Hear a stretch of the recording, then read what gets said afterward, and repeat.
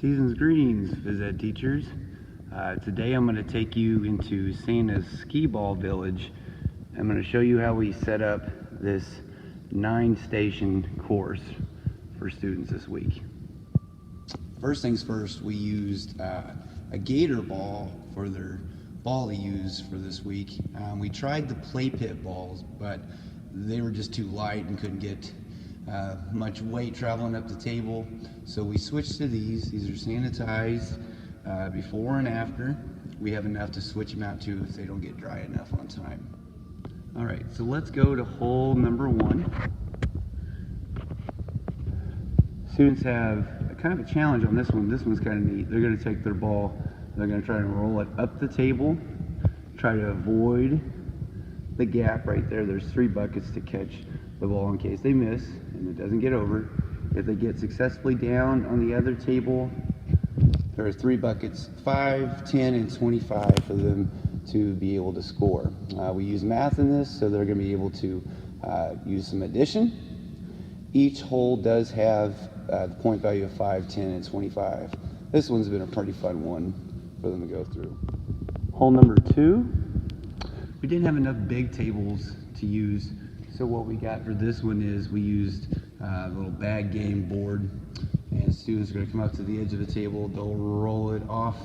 Be careful not to get in the hole right there, over the mat and into one of the 3 point values for the hula hoops, 5, 10, and 25.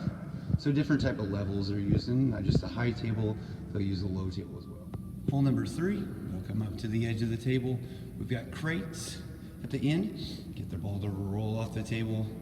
Crates are spaced out a little bit on this. Try not to make each point value for where they're landing in the same, so we got them spaced out just a little bit, 5, 10, 25 in the back.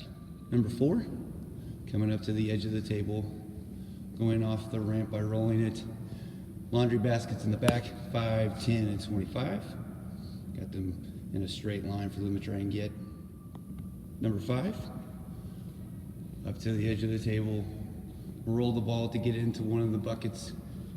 Back here, we got kind of a triangle look for this one, 5, 10, and 25. Number 6, this one's been a kind of a fan favorite.